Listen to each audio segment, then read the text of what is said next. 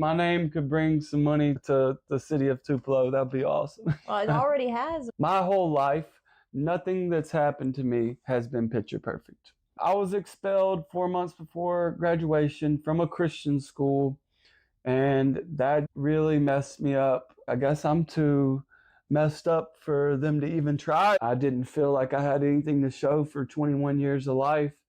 I got angry at my own birthday party and drove away and drove straight into a tree.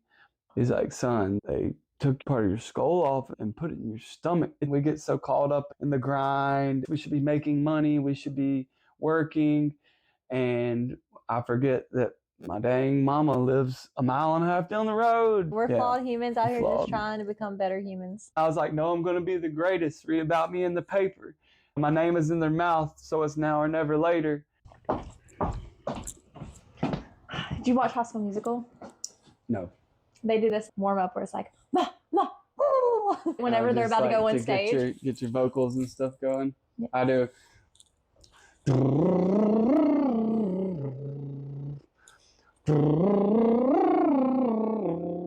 That's really good. It's called lip trills, and it's a vocal warm-up. Get your lips, mouth, everything awake.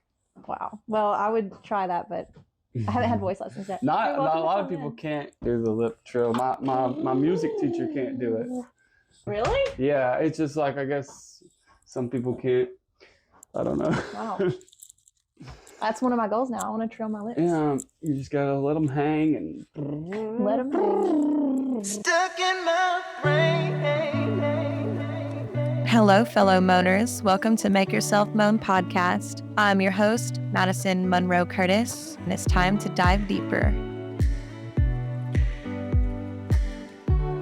Stuck in my brain. Welcome to the Make Yourself Moan podcast. I'm your host, Madison Monroe, and we have a really dope guest today. His name is Ethan Nolan, but he goes by ENOL.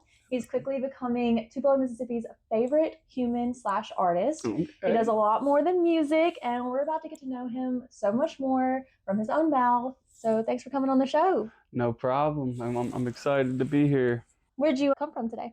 I came from Tupelo. I live downtown, and yeah. Right across from the school, right? Yeah, right across from Milam, actually. I used to live exclusively in East Tupelo with my whole family. They always have lived in East Tupelo. And then about 5 years ago, Danielle and I decided that we would move away from East Tupelo. And even though it was only a couple miles, it felt like a big deal. Because to leave that far away from your family? Well, just literally me and Danielle both grew up on the east side of town. Danielle grew up in Plantersville, and I grew up on Elvis Presley Lake Road. So when we moved downtown, my family, they weren't miffed about it, but they were just like, all right, you're moving downtown. Guess you're not on the east side with the rest of the family now. But no, they didn't mind. It was just a big change up. We've always had like space and stuff, and then now we're in the city life, I guess. It's city life. You really are. Yeah. Because once we left Change, I was surprised at how close your house was to that venue. Mm-hmm. Now, I didn't realize that y'all grew up in Tupelo your whole life. Like this is home. Yes, I'm Tupelo born and raised. If you know where Nolan Brothers Motor Sales is, that was the house behind that was one of my houses I grew up in. So one of these days, there's going to be like a tour bus driving through there, taking pictures. I don't know. Maybe if my name could bring some money to the city of Tupelo, that'd be awesome. Well, it already has. It's not charity, it's community, the school drives. Yeah. So I wanted to ask about that. Since you live literally next door to a school where if you sit on your porch, your view is a school. Yes. Is that where you got the motivation or the inspiration? I wouldn't say that's where I got the inspiration, but I will say that Milam is really special. First off, obviously people know Elvis went to school at Milam for elementary. And that fact, coupled with me starting the music thing, I was like, this just makes sense. Like, there's so much music in this that's been cultivated in this block, you know. Elvis... It's in the soil, in the walls. Yeah, I really believe that. And before I knew what I was going to do with my spare bedroom, I thought maybe I would create some sort of museum. I just didn't know what it was going to be. Like my spare Okay. bedroom that's now my studio. Yeah, which I've had the pleasure of seeing. Thanks to y'all letting me come over. Yeah. So I saw a article by Daily Journal is what really, led me to the school lunch debt thing. After I read the article, I was like, And then my mom and another friend separately texted me and was like, hey, you should, you should jump on board of, and see what you can do with the school lunch debt, because I had already started the backpack drive. That was the original thing, right? With the jar of the money you would put in every time someone donated. And I would go buy backpacks. And then the article came out and I was like, okay, we'll halt the backpacks. This seems a little bit more priority, I guess. And the rest is history. And how much money have you raised? So I've raised, I want to say $6,000. And the original goal was 100. What was it? 400? Well, we've had a couple goals. I said 10,000 for the school lunch debt was a good goal, and 500 backpacks is a good goal. It's important to note that the school lunch debts that I'm paying are for the most needy students. It is not the entirety of everyone's lunch debt. Mm-hmm. So if your parents don't qualify for cheaper or free lunches, I have not covered those debts yet. I decided to take the most vulnerable from each school, which is kind of what I had money for. Yeah. When we talk about the entirety of the school lunch debt, it's actually closer to that $100,000 that you were saying. In all of Mississippi? No, in Tupelo.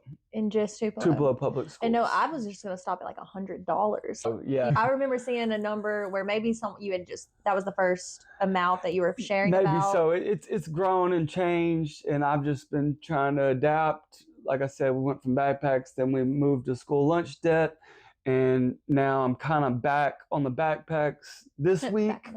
Back on the backpacks. Well, so since they're in active locations right now, where can people go to donate either the backpacks or money for the school luncheons? I'm going to send you a flyer, so maybe you can put it on the screen. Definitely can. I partnered with Tupelo Lions Club. They approached me and wanted to just get involved somehow, and I said, if y'all want to help me help the reach be wider and me not have to do a bunch more things, let's do it. And so they've been a great help. They set up boxes at Lost and Found Coffee, Nolan Brothers Motor Sales, Midtown Point, Sharpshooters, and the mall at Barnes Crossing. And I just surprised myself remembering all 5 I'm impressed. locations. And you did it quickly. Well, just from me and everyone else, thank you so much for putting some passion and meaning behind your platform that you've also created from scratch. It's no problem. It's been, the work to reward has been easy. The reward for doing this has been so much greater than the work that I put in, the hours that I put in, I guess I would say. And that's something you don't really know going in. You hope for that result, but that's a feeling that comes at some point. Yeah, it does. And sometimes when you start stuff like this, you start getting nervous when it actually catches steam, is you're like, oh shit, is this, I don't, I wanted it to work, but oh no. But I don't know how big I'm okay with it getting, but that's just inner lack of confidence at times, like if it gets big, it gets big. I'll do the best I can. I don't want to fail the people of Tupelo that are trying to give to a good cause like that. I don't want to, I don't know. It's just such a touchy subject that I started getting nervous. I was like, is this going to cause arguments? Is it going to become a political thing? I was kind of worried that people would just start. People try to put it on a side. Yeah, they try to put it on a side, but none of that's happened. That was just my worst fears. So. And, if there is someone out there that would attempt that, at the end of the day, we know that there's haters and trolls and hurt people. So I'm trying to constantly remind myself, if someone out there is trying to be cruel, don't just lash out, build that self-discipline, but feel not bad, like pity for them, but just have that compassion of know that their hurt is coming from a deeper place that they haven't unraveled yet. And you just pray for them. And if you're making such a positive thing, making any negativity out of something like that, then yeah, you're right. That person, maybe they're just having a bad day. We'll give them that grace. Like Martin Luther King, the quote of like, hate can't drive out hate, or hate can't drive out darkness, only light can do that. Mm-hmm. I'm butchering it, but I remind myself that give love to cure hate, but you can't put out cruelty expecting love to come from that. Yeah. One of my favorite elementary school teacher, his name was Mr. Shumpert, and he always instilled in us that love is the greatest weapon. And when you hear weapon, you think, harm somebody, but it dismantles hate and anger when you truly love. I'm not talking about being, passive aggressive nice. I'm talking about truly showing somebody grace and love that's maybe not showing you that at that moment. It just dismantles it. It's just hard to be angry at somebody when they're truly loving you, so. Like pets. That's my favorite thing about pets. And I know y'all have lots of dogs. Oh, thank God for them. There was a quote I heard recently that is, commitment comes before confidence. Yeah, that's definitely true. You got to have some level of commitment to know that you're going to do it. And got to silence that inner voice that tells you all the things that could go wrong and why it won't work and this and that. Well, do you care if I share a Facebook post that you did the other day that really inspired me in a time where I was feeling so down and like a failure, and being like, what am I even thinking about? Why do I think I can do a podcast? Why do I think anyone cares? But you posted this, and I admire everything that you're doing. Obviously, I'm a fan and like a new friend. So it's always easier to cheer on other people sometimes rather than ourselves. But you said, Monday showed up with a heavy dose of doubt. Some days I question everything, my path, my purpose, even the music. It's wild how you can do good things and still not feel good about yourself. Lately, I've felt a little lost, like I'm floating without direction. Yeah. That's dope. I love how you even said at the very end, when y'all lift me up more than you know, just figured I'd be real about needing that today. And it seemed like you got good feedback from other people, but you just keeping it real with everyone. You know what? I was legitimately not having a great time that day. And sometimes when I tell Facebook that, like, y'all legit changed my, like an IV of love. Yeah, it was real. I knew that Facebook, I knew that they would do it. I knew my friends would do it. And I don't want to ask for pity or anything like that, but all the memories that people dropped under there legitimately reminded me that, man, if all these people believe in you, like, what the hell are you doing? Not believing in yourself. That's just crazy. I think I'll feel way worse if I collapse and give up, knowing that all these people see good in me, and y'all believe I can do it. Why would I not believe that I could do it? And like I said, just silencing that inner voice. I heard something on a podcast this morning. It said, your inner voice works for you. Your inner voice really is like a servant. And they said, command your servant to serve you today. Command your servant to give you the energy and the inspiration that you need. And I thought that was interesting. I had never really thought of it like that. I never have either. And it gives power to it. It like gives you back the power that you already had, but you released. I see that you're there, but also I'm the boss. I'm the one out here doing it. My inner voice has never done anything good for me. Well, I can't say it's that. About to. It's about to tell it what's up, or you already are starting. And you heard that today. Yeah. I heard yesterday on a podcast that / Instagram quote was, give your anxiety a name, like Gilbert, and no offense to anyone named Gilbert, it's a really cool name, but something like Patricia, something that makes you giggle. Sorry to Patricias out there, but It's some name that makes you laugh, and when it starts creeping up, you're like, no, Patricia. We use Karen because Karen? because But I feel like I've met Karens, and I just feel bad. I want to apologize to them every time. We're jumping on the bandwagon. People are already trashing. Chads. Yeah, we name it Chad. Do you know we? Well, I know some Chad Chads. Michael Murray. He's making a comeback. Come up with a name that To each their own. And don't tell anybody what you named. Because we don't want to make people feel bad. I know, because I was bullied in school. My name's Madison, obviously, and people would call me Medicine. And now I'm like, why did that make me cry? But it did. We're just sensitive people. It's like the dumbest thing ever. It reminds me of I wasn't bullied a lot, but I remember the times when somebody tried to bully me and something stupid along those lines. Somebody said to me, I was wearing a Gap hoodie.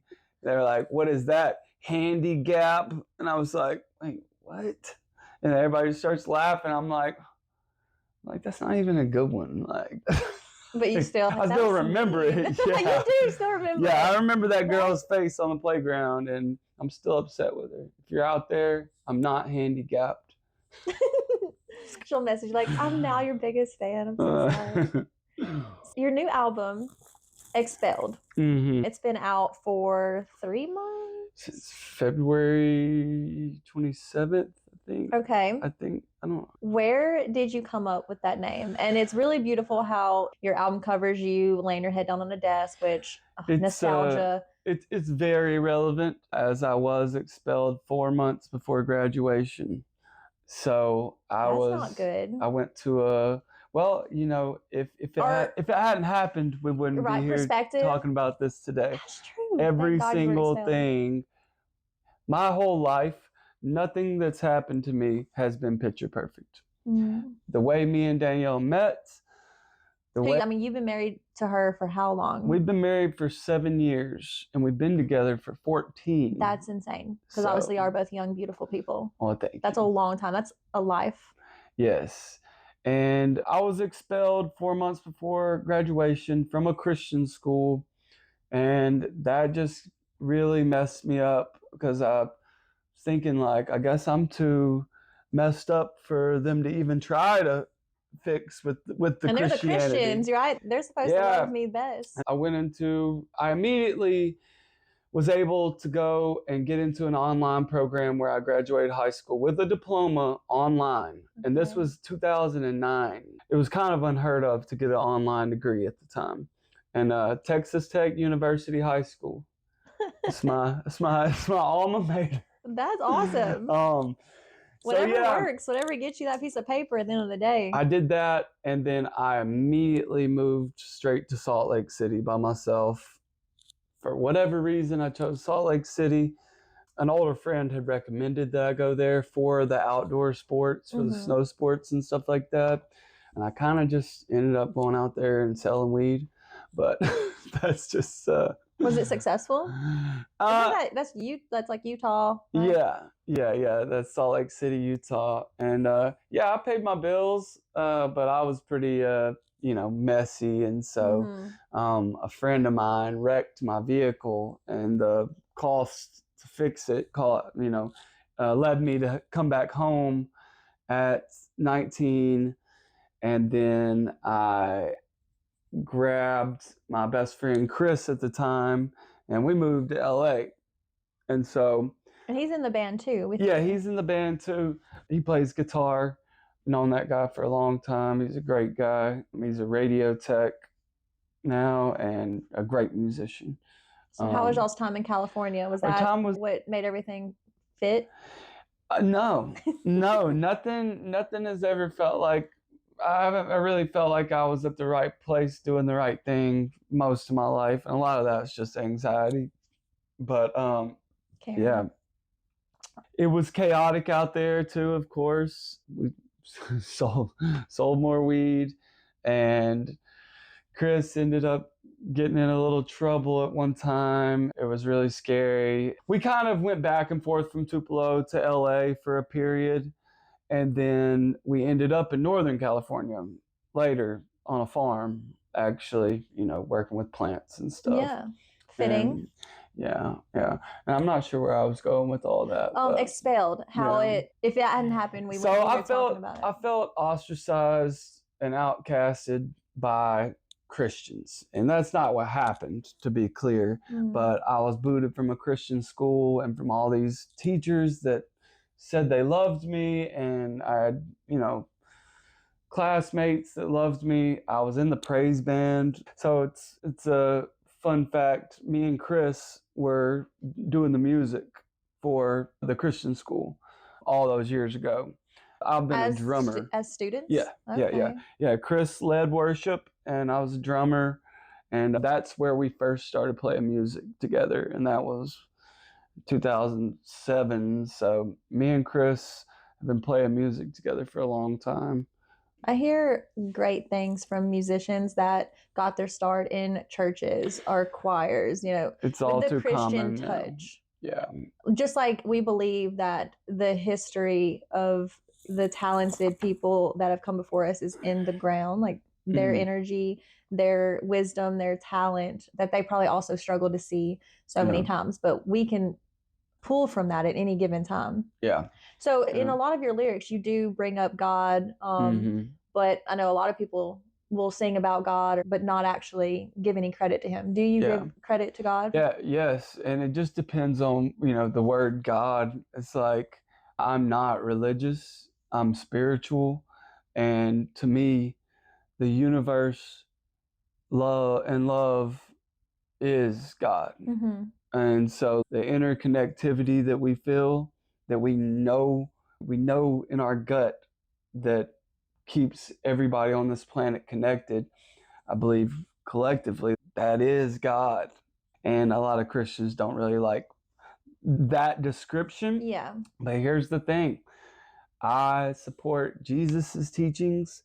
I believe Jesus was a great prophet that literally only pushed acceptance and love himself. And he didn't want religions. That's how I feel. Jesus never started a religion. Jesus just became popular for showing grace and love and acceptance. To the least of these, to the people that other people were throwing stones at. Exactly. And then the day we humans crucified Jesus.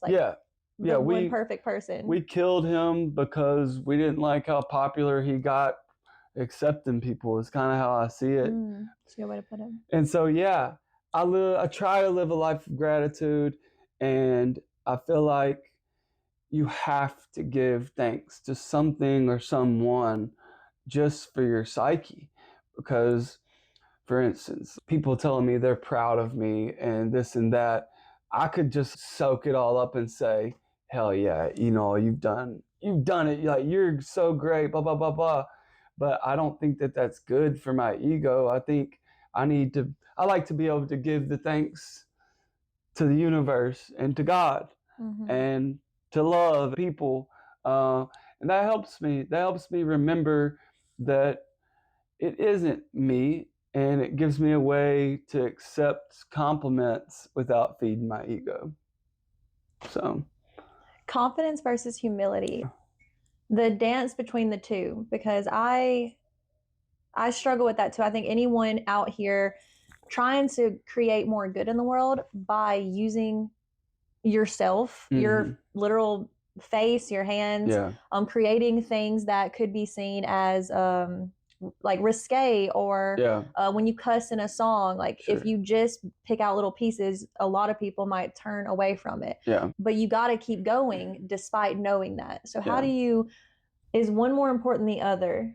Like, how do you know what side to lean on? As far as humility, or confidence. Like, if you need, because sometimes we need the ego. We need to be like, look at me, to put yourself on an album. Sometimes you definitely need to be feeling yourself. Yes. Yeah. So, I think you can do both at the same time. It's a delicate balance, but I think that you can. And recognize when you're too much on one side. Yes. I'll notice that I'm too much on one side, and I'll think about it, and I haven't said thank you to the universe in a few days. That's when you go up in that studio, or when you show up to rehearsals, you need to have that confidence and know that you've put in this work, you've learned how to do these things. These people are here to also work on your project, and you got to be confident. But then at the same time, it's humbling having really good musicians band up and want to be on your team. So I guess at the same time, I'm like, they believe in me enough. I'm good enough for this. At the same time, wow, this is amazing that such awesome artists want to be part of something that I'm doing, want to be part of it. So I don't know. That's a good question. I think some days I'm probably too humble and don't believe I've done anything. And then some days I'm probably a little too prideful. But yeah, hitting that balance is the goal, I guess. And I still feel like a fresh artist, even though it's been, I guess, almost 2.5 years since I went full time. I still feel new, and I still feel like it's just every day I'll learn. I won't be able to just be like, okay, I got to figure it out now. I don't think that'll ever happen. I think it's just always going to be a process. And so, A journey. yeah. And you got to enjoy that journey. Yeah. Because once you're at the destination, you're reflecting on the journey you just had. But so many of us are just so busy rushing that we look back and it's kind of blurry, and you question, what was that journey like? Did I even enjoy it? Yeah. Or was I pent up with stress the entire time? That hour and a half on stage goes by like that. And I spend weeks in anxiety and stress worrying about the show. And is it gonna be mediocre, or will I actually be able to touch people out there? Will they feel it? Will they feel what I've put into this? And yeah, you gotta just be in the here and now, because like you said, it just flies by and you almost can't even remember the whole process. And so that's something I'm definitely trying to work on, just having faith that I'm putting in the work, doing the rehearsals. I don't need to spend my whole day like in legit worry about if this show is going to work out. And the Blue Canoe show coming up on the 29th has been, Blue Canoe is a big deal. Yeah, it is. I know a lot of musicians that have been trying for years to get on that stage and they haven't been able to. Yeah. And I got the honor of playing on the stage, I think a couple times as a drummer in the past 10 years, but never on the microphone. Ooh. And you're going to be all over that stage. I've seen you perform. You're piano, singing. Yeah, I won't be able to stand still, but it's going to be pretty cool because I have a dedicated keys player for the whole show this time. So Hunter? No, it's actually Dion. Oh my gosh, Yeah, okay. so Dion, that was playing bass at Expelled Live, is moving over to keys and keeping Sean Powell on bass. Okay, great guy. And we've loved having Sean as a new addition to the squad. His energy, his dancing, it's like Bob Ross with a bass guitar and just grooving. He's got great energy, and something about Sean is he believes. He believes in himself, and he believes in the projects he's involved in, and that's something you can't buy.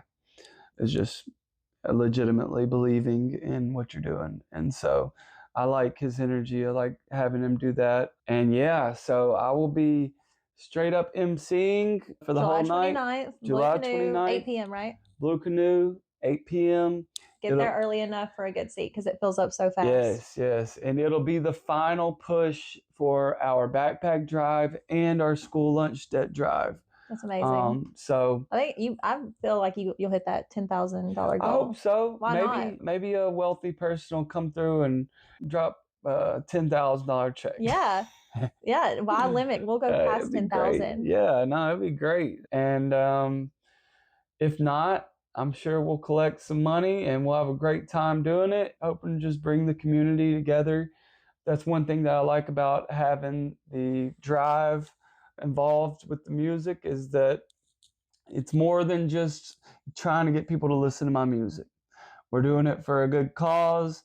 And if you don't like the music, you can still help the cause. And eat good food. And if you don't have any money, you can still come enjoy the music. Because it's free. It's a free show. It's a free show. Yeah, it's going to be great. Shout out Adam Morgan for having us and everything he's done for the music scene in Tupelo, obviously. And one of the biggest supporters of anything local. It's amazing. So, yeah, basically, I'm not a religious guy. But I brought you something. What? Not religious, like I said, but I think everybody should have just a little Jesus, if that makes sense.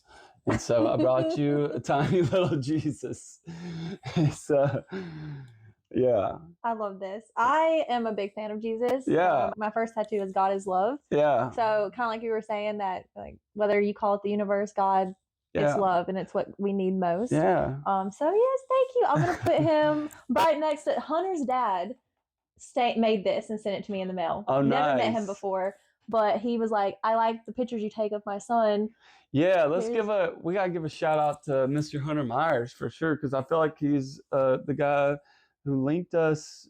Somehow you said that he vouched for me when you started seeing me liking your stuff. Yeah, and that meant something. he brought you up, or we somehow got to talking about you, and he was like, "Yeah, those are really good people." Another talented musician. There's so much talent in this Tupelo pub. I know he lives Yes. outside of Tupelo, Yeah, but he performs he's in Tupelo every though. bar. Tupelo. We claim him. We claim absolutely. In the links, I'm gonna put, I have to link Sean's band, Thinking Will, Yeah, all of your stuff, of course, For sure. but Hunter's, because that's just what we're out here doing, is bringing awareness and lifting each other's dreams up, that is because we all are connected through it. Yes, that is literally one of the reasons I started full time in music.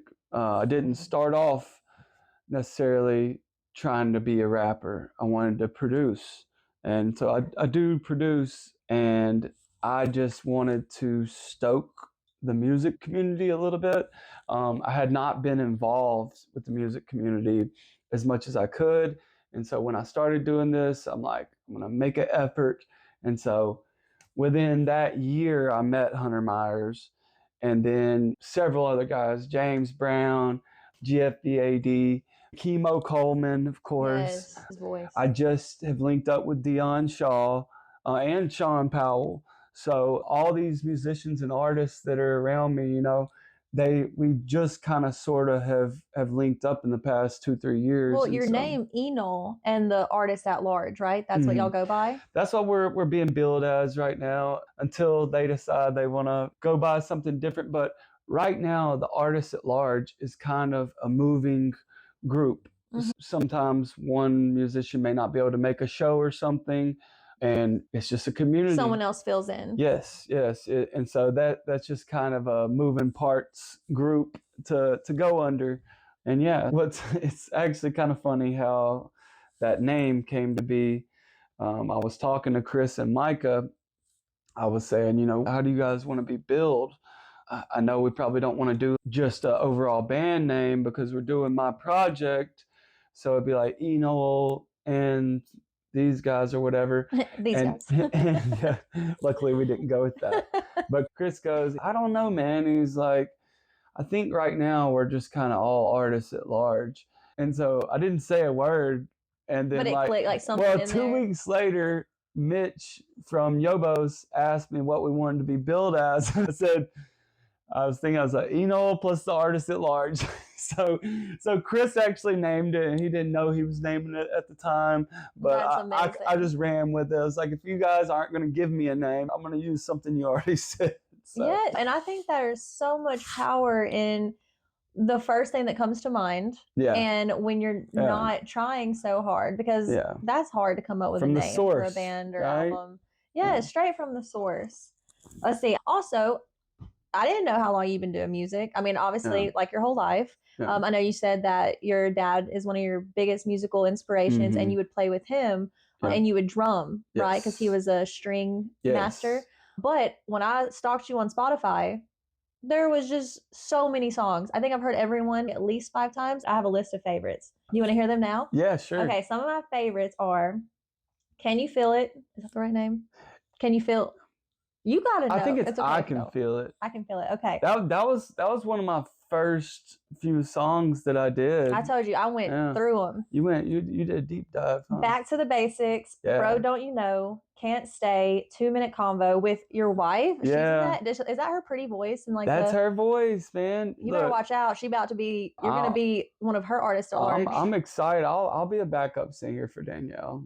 Y'all are beautiful. We just got to get her stage presence and confidence up because she thinks she can't sing. But I try to tell her. I hear her sing like every day. She can actually sing. I mean, yeah, that's one of my favorite instrumental parts. I guess it's not instrumental because it's her voice, but it's just beautiful. I listened to it again this morning. Yeah. And Chinchilla. Chinchilla is a good one. Me and AD we're coming back from the coast one day, and we were watching the Notorious B.I.G. movie. I think it's called Notorious. And that's where we got that vocal sample from the movie. If you throw me out to the jungle, I'm going to have them motherfuckers dancing. Okay. It's like, it was a scene, scene with Biggie and a producer. He was like, if you get thrown out to the jungle, blah, blah, blah. He was like questioning him. And Biggie was basically like, if you throw me out to the jungle, I'll have them motherfuckers dancing. And so we really liked that quote. And so we put it in there and called the song Chinchilla, and kind of just rapping about how we'll make it wherever. You put us wherever. Come back out with chinchilla fur, all that. But yeah. I love chinchillas. I saw one recently at a vet office. Yeah. And I was like, you cute little fat hamster. Yeah. We don't actually kill chinchillas and make coats out of them. But we do make meerkat slippers. No, I'm just kidding. We don't. Sorry. We're like, what is a meerkat? That's in the song too. Okay. We say a lot of funny things, like goofy things in that song. So. Well, you bringing up Biggie, Tupac. Why is he someone that you admire so heavily? I started following Tupac. I guess it would have been 4 years after he died, and he died in '96. And the lore and everything around his death, I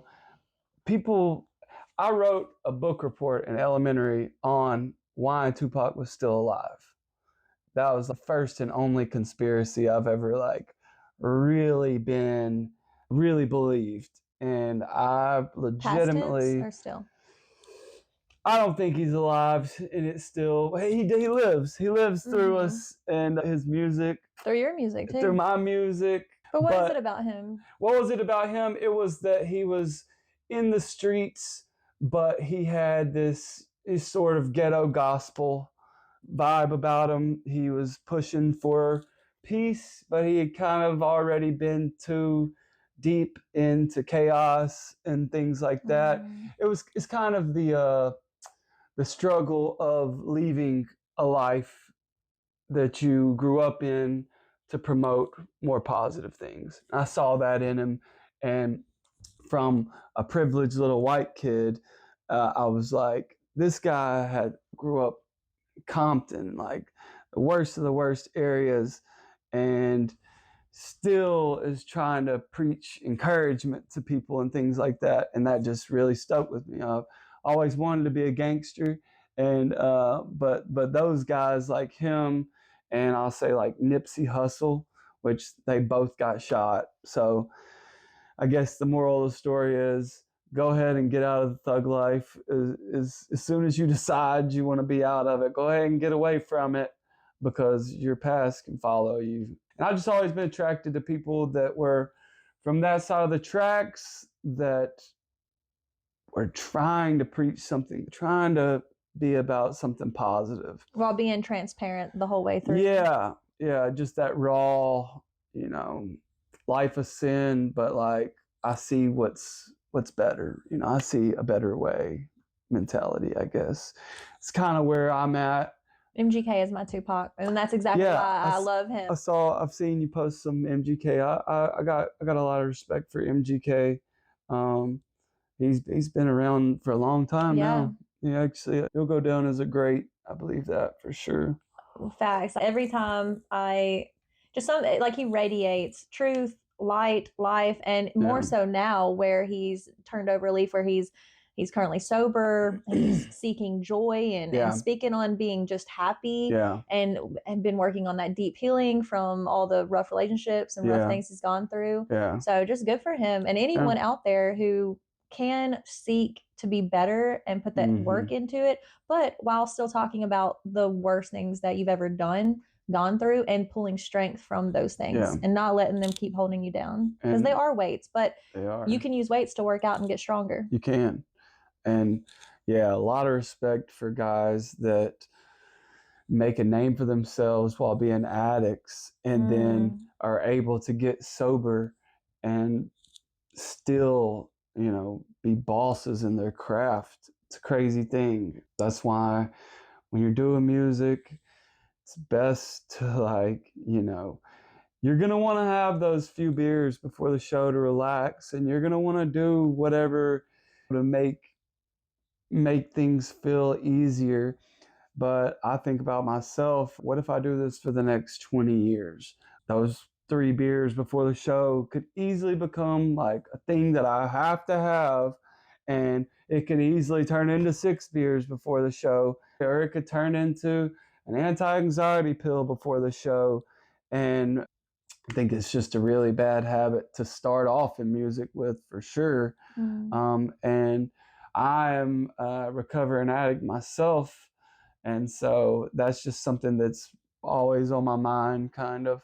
And I still drink and I smoke marijuana, but I'm just trying to be better every day. I'm not perfect. And like I said, recovering addict, not completely sober, but I like to believe that I will achieve true sobriety one day. I don't remember a time in my life where I didn't want a head change. Like 11 years old, smoked weed for the first time. And that's just been a habit that I've had since then. What did you And like so about it when you first tried it? I always was seeking a thrill. So anything that was slightly like, oh, what's this gonna do? Or like, how's this gonna be? Like, I was like, I gotta try that. So I don't know. Maybe it's just the wanting, like I said, wanting a head change, like wanting to not be in my current like headspace. Like I want to be somewhere different. I want to feel different. And in my 30s, I've started to learn to love the discomfort when I can, when I can muster up the strength to just love discomfort and know that you can't have the yang without the yin or the yin without the yang, whichever way that works. Yeah. You have to allow a space for it. you have to have pain to know true pleasure. And how true is it that some of our best work comes from the most painful parts that we've experienced? Yeah, and it's very true. I don't know how people write songs if they don't have pain, to be honest, because if you've never been hurt, what do you write about? I don't know. Yeah, I hear a lot of people struggle with that. Like, I'm happy now. Crap. Yeah. My music sucks or my poetry sucks. Yeah. But speaking of pain, and we don't have to get too into it, but you shared with me that you've literally had brain surgery. That's insane. Yeah. So after I moved back home from Utah at 19, and then I moved to LA at 20, I came back. I was back home for a time period, and it was my 21st birthday, and You went hard. I went hard, but beneath that, I was in a terrible place. I was in a terrible place. Like, I was taking Xanax, opiates, pretty much whatever I felt like doing that day, and I was not happy with myself. I was still hurt from being kicked out of school, and I hadn't found what I was looking for in other states. I had fun and had some great experience and lived a lot of life, but I just wasn't. I didn't feel like I had anything to show for 21 years of life, and I got angry about something at my own birthday party and drove away and drove straight into a tree. Didn't even make it out of the neighborhood. And I kind of have a theory that maybe and this is really morbid, but maybe I decided that I wanted to end it that way, because I don't know, I've been driving for a long time, and I might have been that messed up just to drive into the tree. I was messed up enough to not remember it, but also probably the bonk on the head probably didn't help the memory of what happened too much. Crashed into a tree, and Danielle was on her way back to the party, and she found me up against a tree. So she was the first person to find me. She was 19 years old. So she found me there. She called Micah and Chris, who were down the street at the party. All these guys have been, Yeah, the like, fact they've that you been have so through much it. loyalty still around you, that says Yeah. a lot about all of you. Yeah. I don't take my friends for granted. My day ones, I don't take it for granted because not everybody has that. Mhm. And so, yeah, Micah and Chris, they literally ran from the house. That's how close I was. I think Micah busted the window open, and I was just slumped over on the steering wheel. I guess you And had your seatbelt on? no, No? definitely not. No, like I said, I was not. I just can't believe you were still in the car. Thank God. Thankfully, you didn't make it out of the neighborhood because, I cars on the probably road. turned up the music real loud and just fucking left. I was angry, and at this stage of my life, and the birthday thing, all of it together kind of culminated. And like, I didn't even feel like we should be celebrating my birthday because I was just like, what the fuck have I done? And I don't know. A lot of people struggle with their birthdays. The more people, like, I just meet a lot of people. I've always loved my birthday. Yeah. I guess I'm, big headed. I don't know. I'm like, I want it to be a really special thing, but then it makes me sad when I meet people who have more pain around their birthday. It's a tough thing for a lot of people. And now for me, it's just a reminder of how lucky or how blessed I am. Did that change a lot? Did that change everything when you woke up? It didn't change everything right when I woke up, no. It didn't. I woke up and I didn't know what just happened when I woke up, that I'd already had brain surgery. And the brain surgery was called a craniotomy. And they removed this part of my skull. They took it out and they put it in my stomach for 3 months to keep it alive. So when I woke up, brain or skull? So my brain was swelling. And so they had to remove a piece of my skull so my brain didn't mash up against my skull and immediately kill me. And so I did not have a piece of a skull right here for 3 months. And you could touch, it was skin and brain.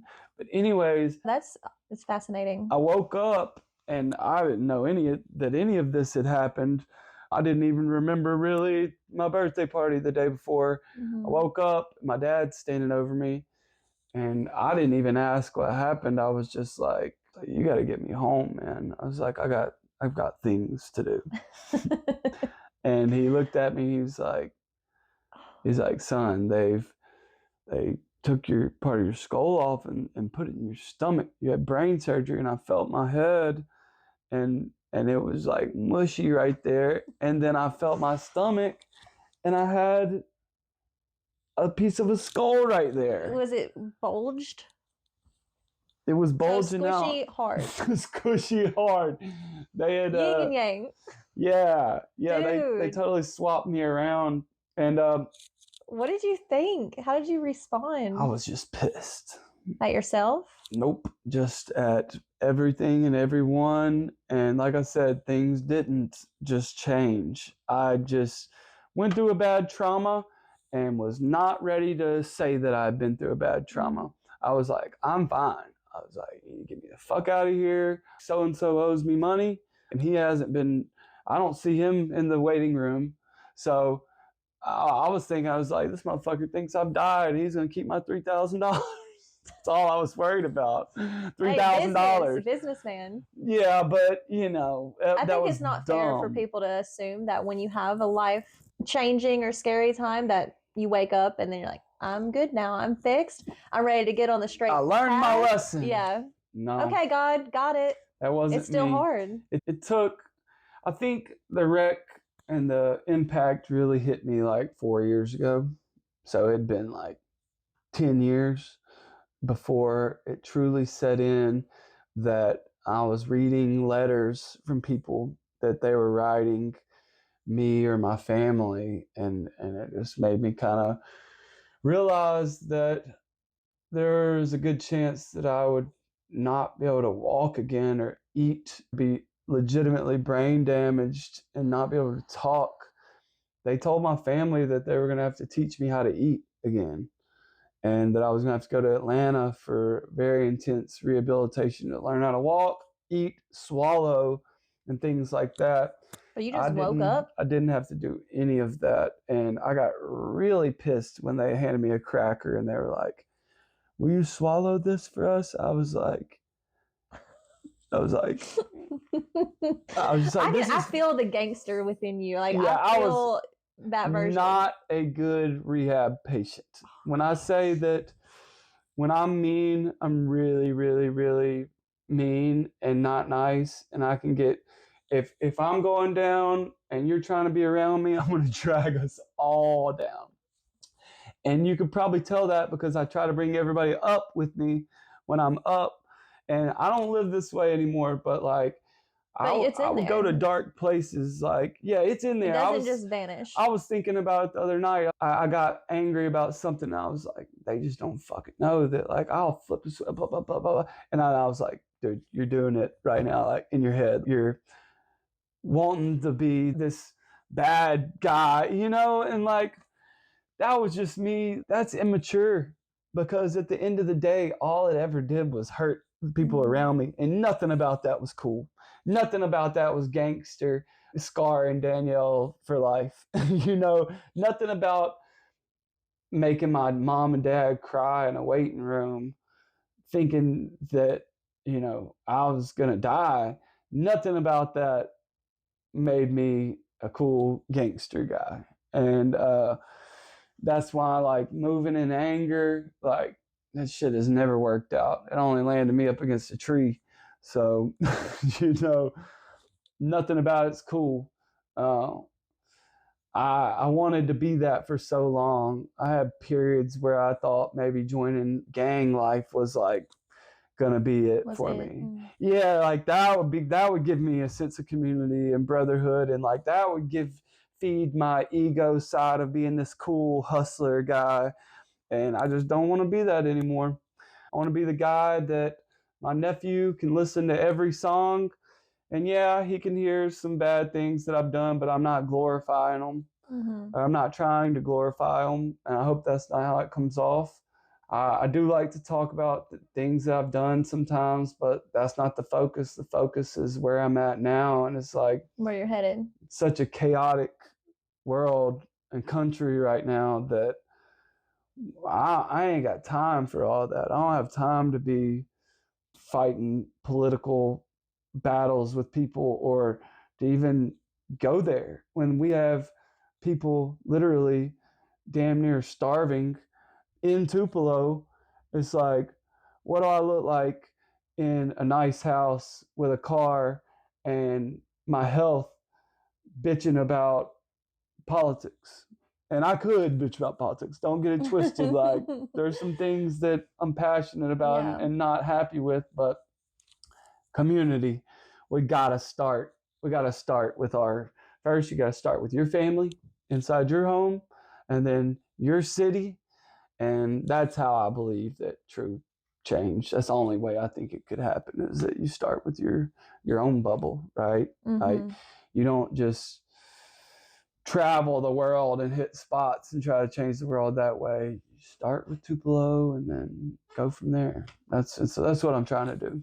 And the work is in the middle. It's not like you have the Instagram post and the shows or the edited episodes that I do, but everything that really matters is what's happening in between those moments, because that's what is going to give you the energy, the words, the lyrics, and that is what people actually see. But so it is the yin and yang. Like, everything we do from the moment we wake up and go to bed, or when we have these intrusive battles with ourselves, our past selves versus our future selves, that's where we got to choose who we want to be, what we're trying to say. And then when people get to hear it, our struggles is what connects us. Like, our pain, the fact that you are open about what you've gone through, what you're currently battling with. Someone out there who'd be like, I don't want to be positive today. I want to join a gang. They'll see this and they'll just realize there is another option, that they're not alone. And they're so powerful to not feel alone. Yeah. It's people do a lot of things to not feel alone, and really all you have to do is is love the people around you.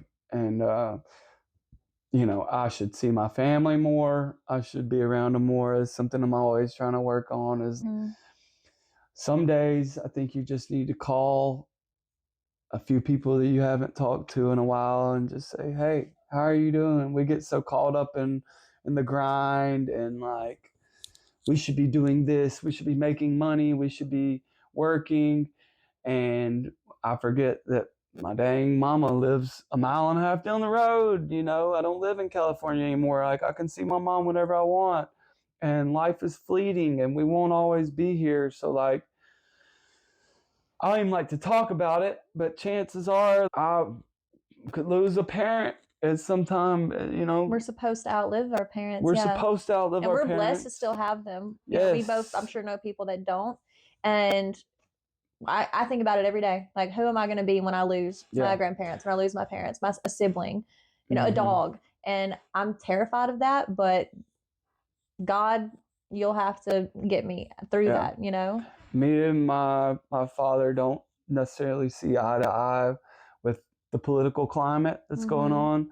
And that goes back to that. Do I want my last memories of mine and my dad's relationship to be us discussing what billionaires are doing and things like that? Or do I want it to be like me and him making music together and swimming in the pool and just cracking jokes, doing the 99 other things that y'all get along with? And so that's why I really hate what politics has done to people in their relationships. I know that it's split up families, which is crazy. Just having different beliefs, and we just have to learn how to coexist with different beliefs. And that's not to say don't stand up for what you believe in. You should, but don't let it drive hate. You gotta pick your battles and know that, like, we probably aren't going to change our parents, just like they're probably not going to change how we see things, because we're adults now, and you just have to be okay with that.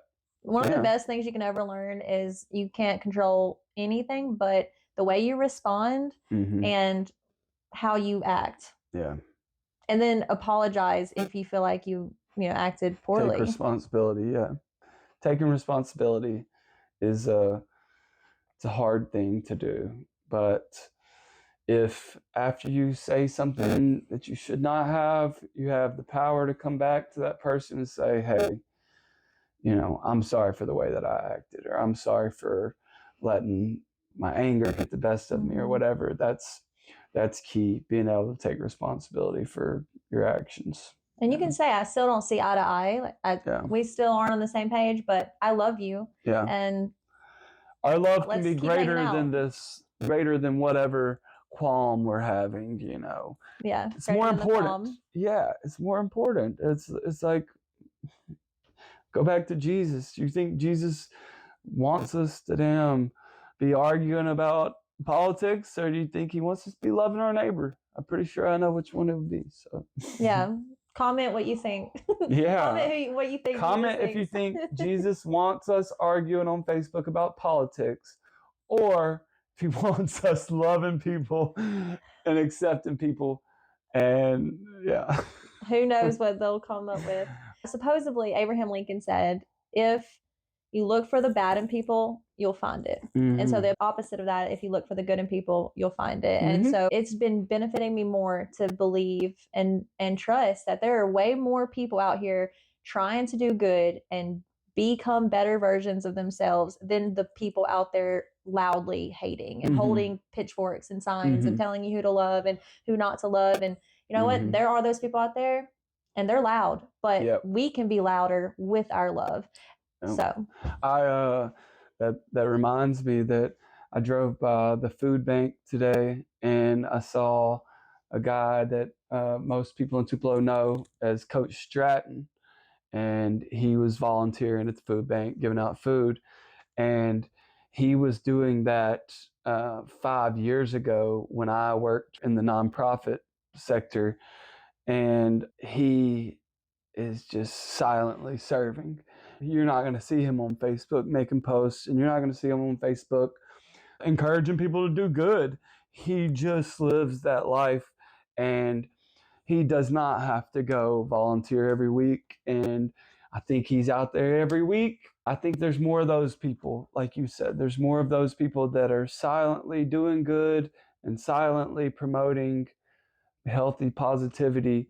And yeah, it's just the loud minority that is helping divide people on social media and things like that. And of course, the news, we could go on and on about that, but it's a beautiful circle. People like us who are probably going to post about when we're doing at least some of the good things that we're trying to do good. The goal, like we're trying to inspire other people. Sure. And just, I love documenting things as the photographer in me. Yeah. So when I am picking up trash, sometimes I'm going to take a picture of it and post it. Yeah. Because when I've seen people do that, that's what makes me think about when I see trash, like, all right, someone else I know picked that up. I can pick that up because I'm no better.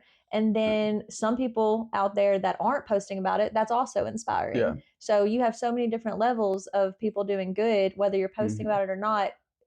It's going to meet other people. Because some people, if they see someone posting about it, they're going to think they're just posting about it to get, clout or something. Yeah. And there's a way to do it. I'm sure you've figured it out. Like, I'm always trying to vibe it out, There's fill it videos out. that I don't like people handing homeless people like $100 bill or whatever. And like, I'm all for giving people money, but like, I think people can tell when you're, and it's a tough balance if you're wanting to be, a digital creator or content creator or have any type of voice on social media. Consent's important. Like getting permission to show someone else's face, or sure. Because I love videos of people grooming some homeless people, and and I'm sure they got their permission, but to see them see themselves clean for the first time in a while, that's powerful. Yeah, there's great videos of people helping out there, and then you've got videos of that are clearly you're thinking this person did this one time and they did it for the camera, but you feel the cringe. At the end of the day, you can only be like, well, they gave them money, and so that's still a good thing. But it's back to the humility thing.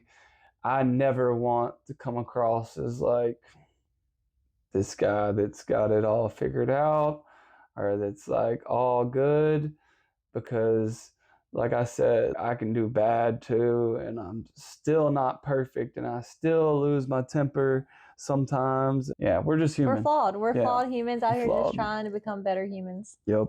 Before we finally do our sticker exchange, we've covered so much, and we could talk about every topic, I think, for so long. Is there anything that's on your heart that we haven't touched on? Anything about your music?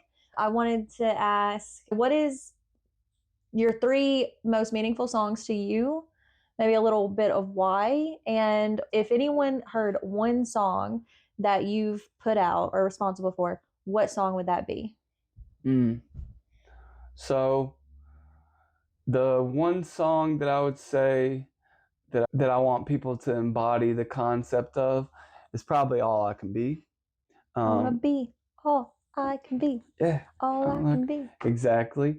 So I just, the concept is obvious with that one. And like, that's what I want to promote. Like I said, when my nephew listens to my music, like that's the type of vibe I want him to embody.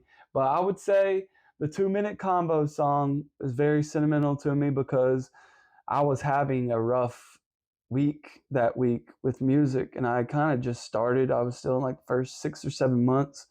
Studio was very lonely. Like I had not met any of these new artists that I know now.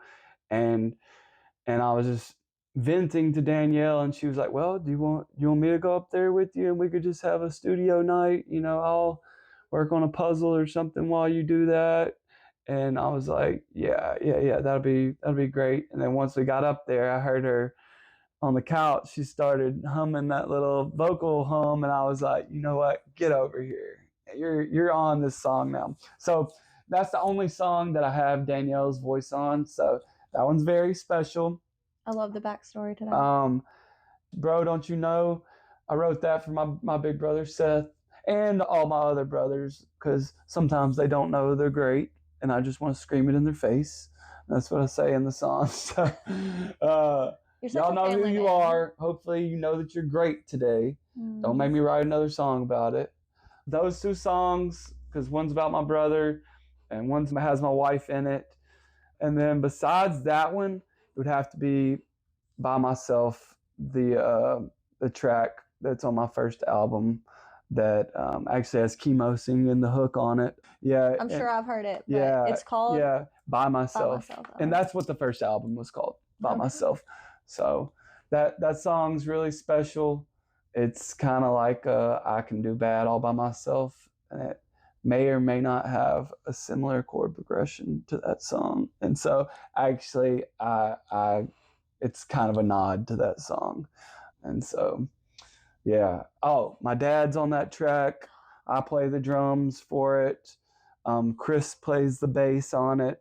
Chemo does the hook.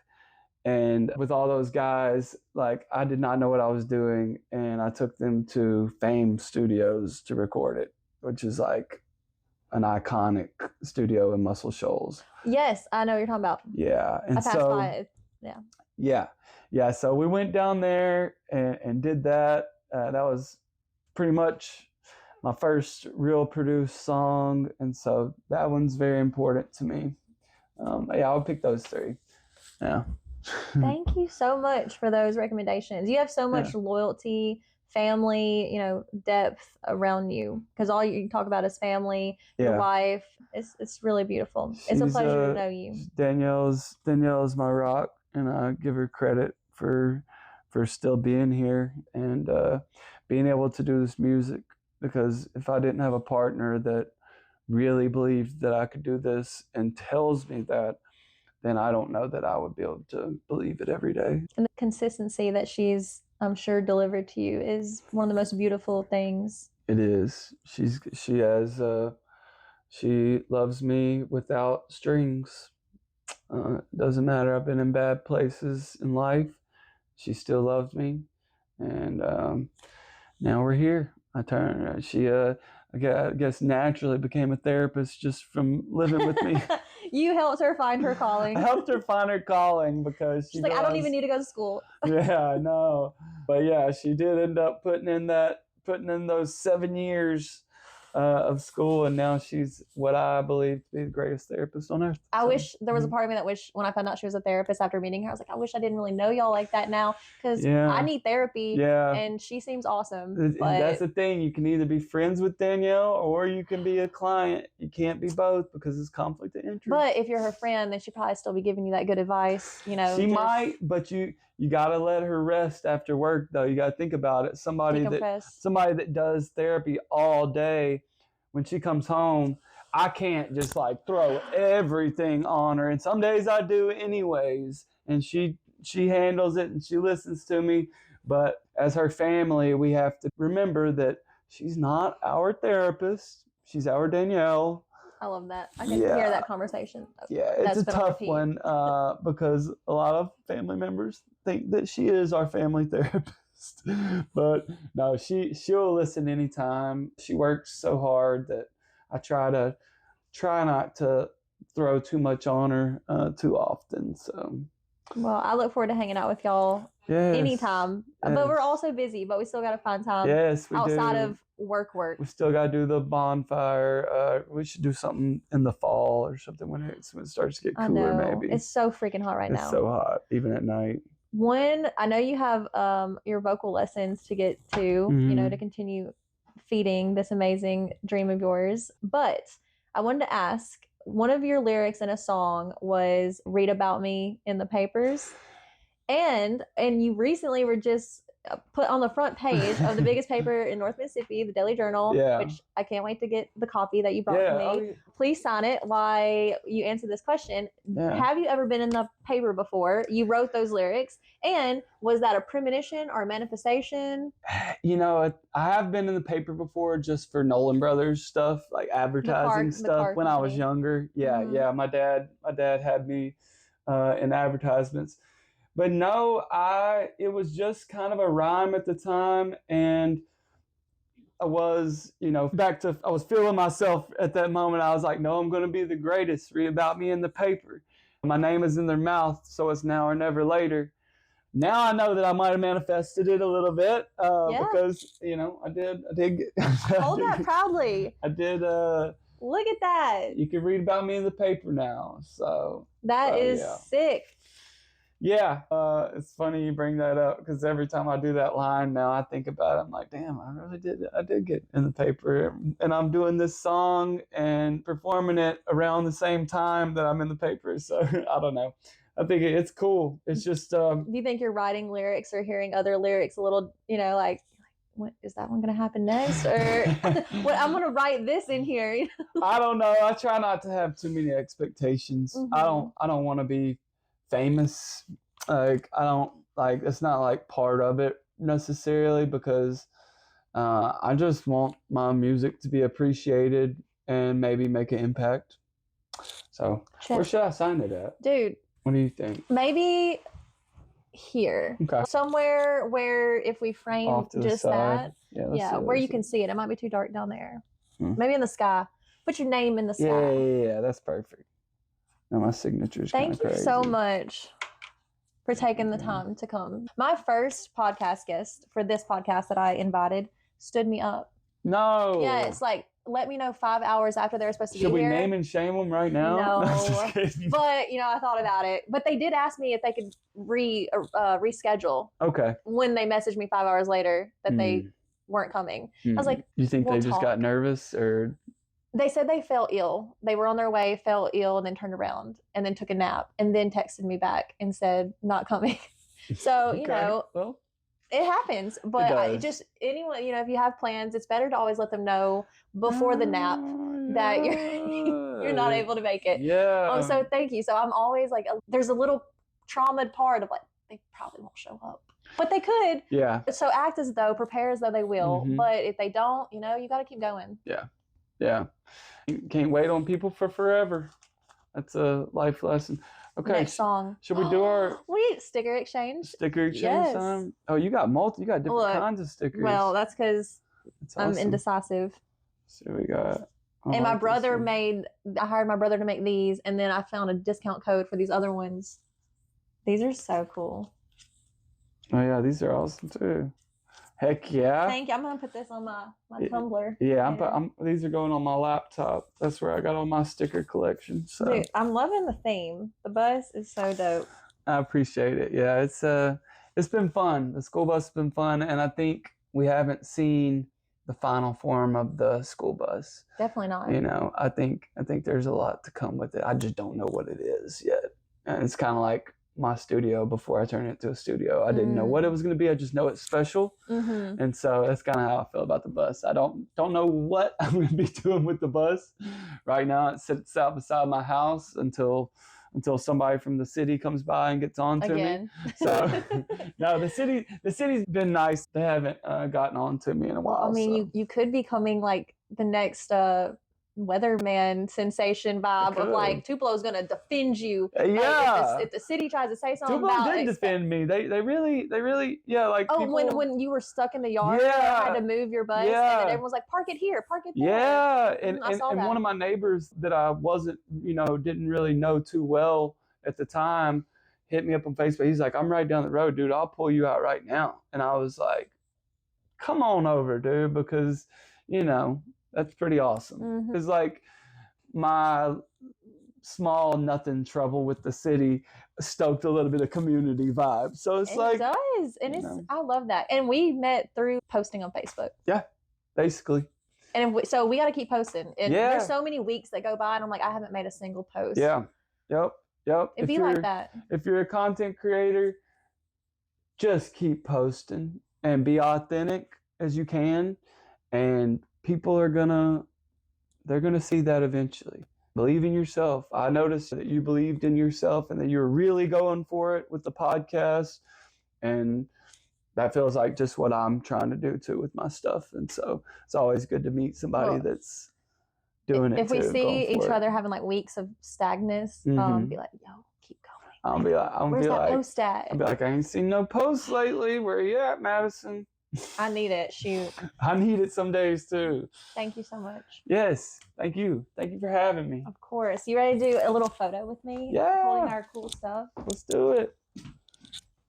Yay! Stuck in my brain. Thank you for tuning in to Make Yourself Moan. Remember, self-love and raw truth are your power.